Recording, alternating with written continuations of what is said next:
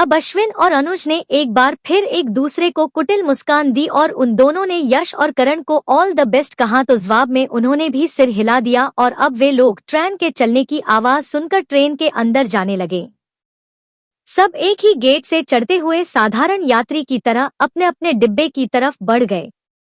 सबसे पहले अनुज अपने पहले डिब्बे में घुसा तो उसे अंदर आते देखकर राकेश बोला, भाई साहब आप नहीं आ सकते, रिजर्वेशन है हमारी। अब अनुज ने राकेश को ऊपर से नीचे तक घूरकर देखा। कद 5 फुट 2 इंच, रंग काला, आंखों पर मोटा चश्मा और पेट बाहर निकला हुआ। सर कुछ अर्जेंट था तो यही प्लेटफॉर्म से ही टिकट ली है।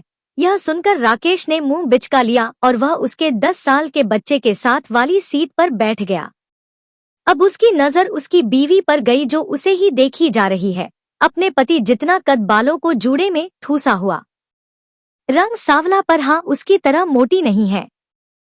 शालिनी ने उसे देखकर स्माइल पास की तो वह हल्का सा मुस्कुरा दिया तो वह ऐसे खुश हो गई जैसे किसी ने बिना मांगे उसे मोती दे दिए हो। बच्चा तो फोन पर गेम खेल रहा है और बुजुर्ग हाथ में कोई धार्मिक पुस्तक लिए बैठे हैं। रिजर्वेशन होने के कारण ट्रेन में वेटर स्नैक्स लेकर आ गया है।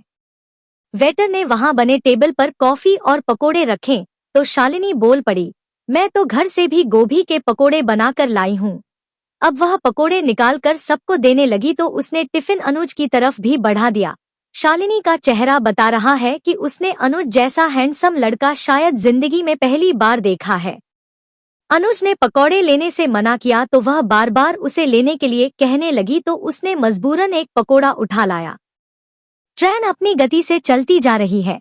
करण भी अपने डिब्बे में कोई जरूरी काम का बताकर सेटल हो गया है। उसे भी बातों बातों में पता चला गया है कि एक कपल का नाम सिमरन और राहुल और वे दोनों खुद को यश चोपड़ा की फिल्म के हीरो हीरोइन समझ रहे हैं। वहीं दूसरे कपल जिनका नाम सोहन और सुप्रिया है, वह अपनी मजबूरी में की गई शादी के भाव अपने चेहरे पर लिए बैठे हैं।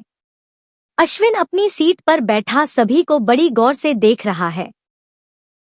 सबसे पहले उसने रेवा को देखा, लंबे बाल, खूबसूरत चेहरा, जीन्स और टॉप के साथ जैकेट पहनी हुई है।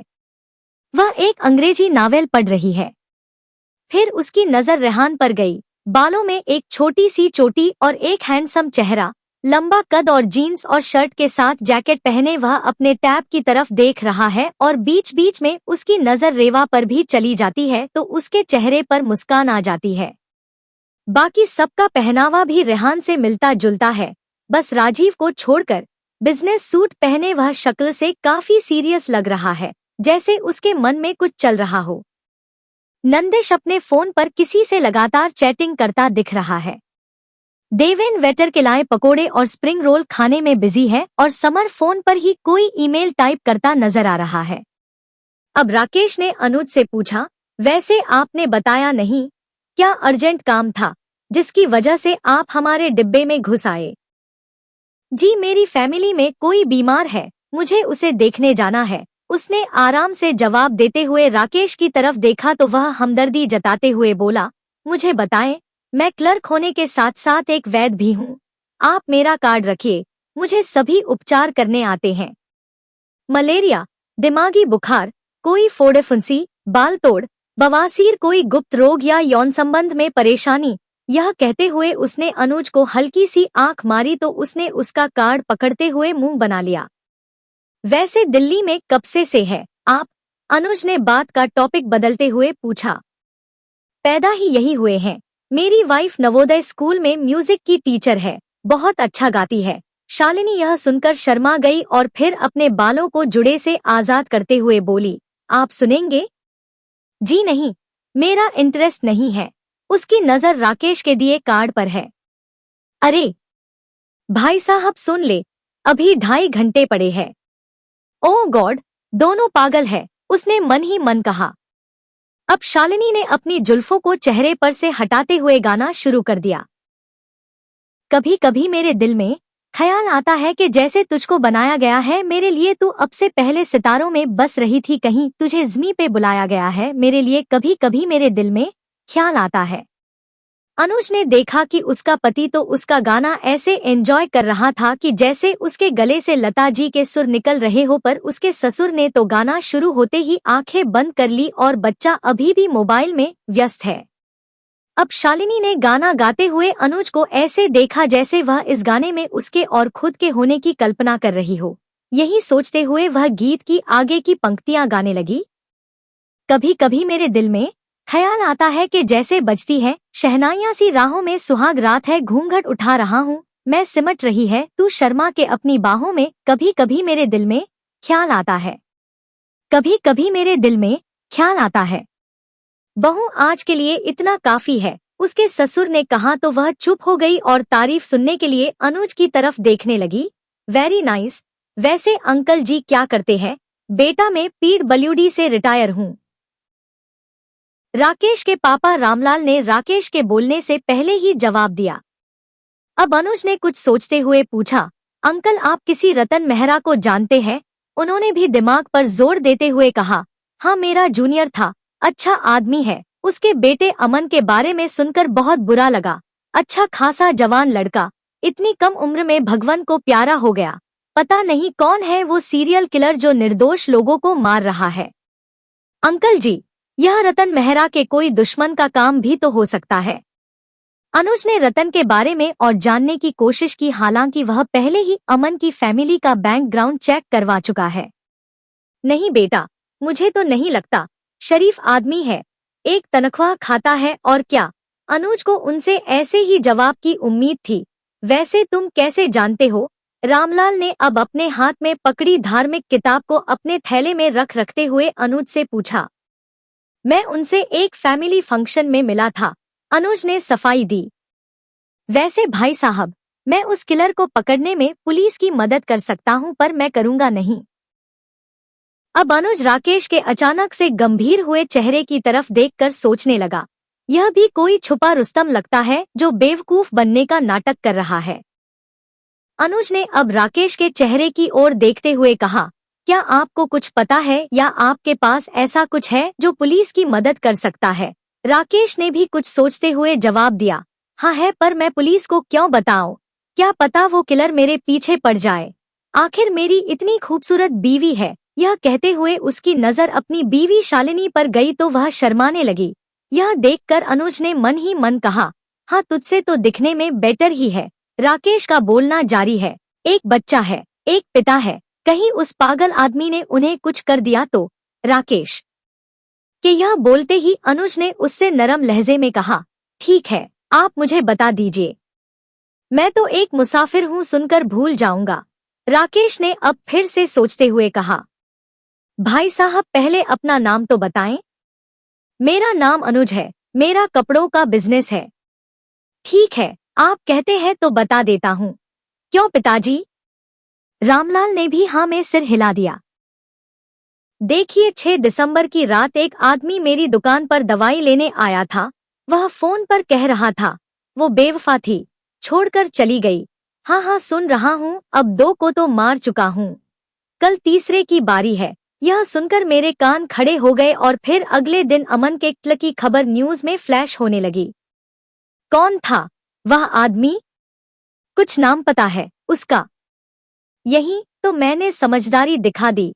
अब उसने अपने फोन से उसका नाम और नंबर दिखाते हुए कहा, यह देखिए। अनुज ने देखा कि उसका नाम रशीद अहमद है और उसका नंबर 9,87,15,68,941 है। उसने अब 2-3 बार अपने मन में नंबर को दोहराया और फिर जल्दी से अपना सेल फोन निकालकर यश को ट्रेन के वॉशरूम के पास आने का मैसेज किया और खुद भी वहीं चला गया। यश, यह नंबर लो, इस आदमी का नाम है रशीद अहमद।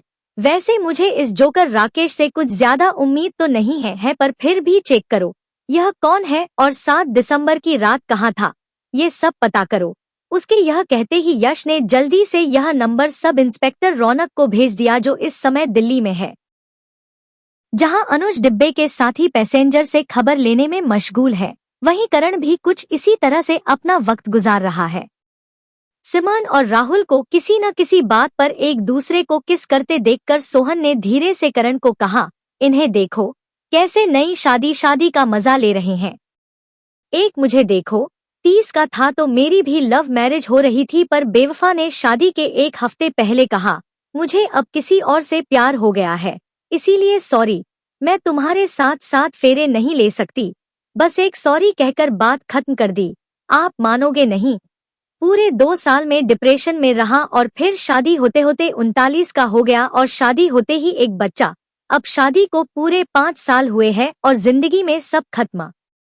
सुबह नौकरी करो, शाम को थकेहारे घर आओ तो बच्चा चिपट जाता है, फिर रात को हम मियाँ बीवी एक दूसरे से मुंह फेर कर सो जाते हैं।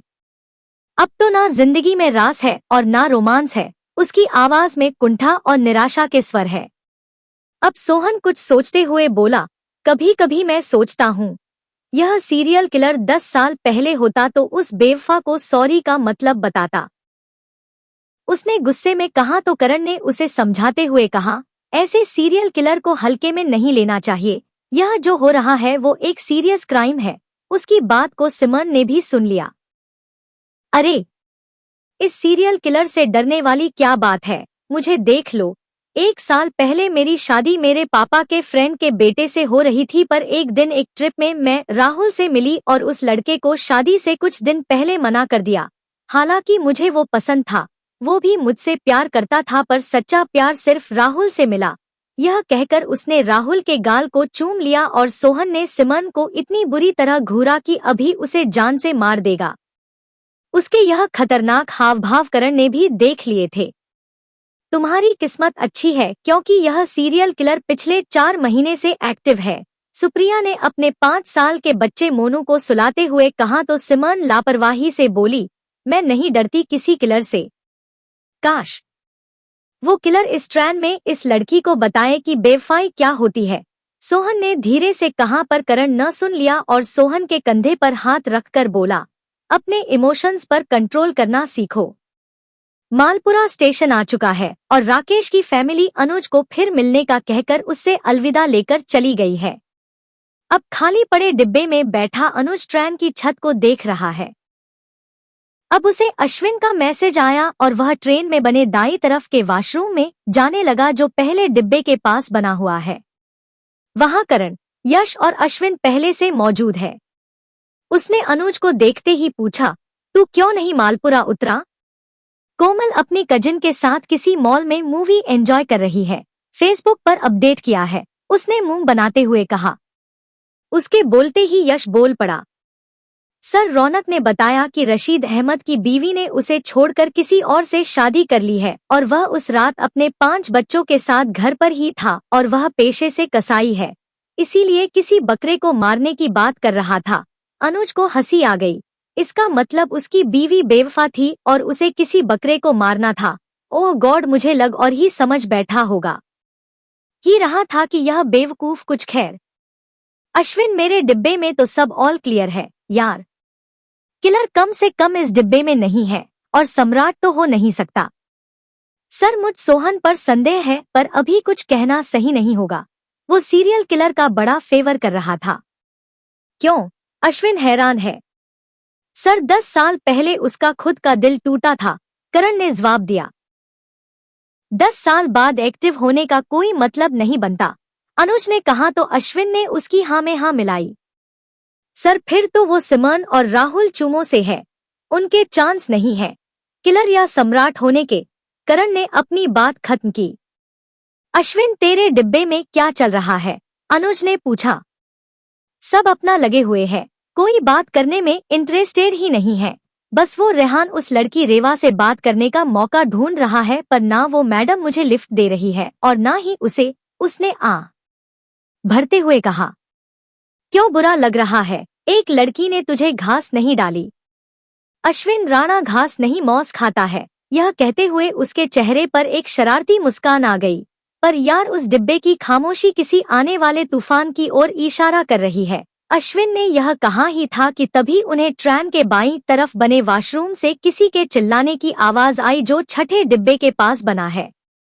वे चारों उसे और तेजी से यह सोचते हुए भागे कि जरूर यह उस किलर का काम है और करण को वो चिल्लाने की आवाज सिमरन की लग रही है।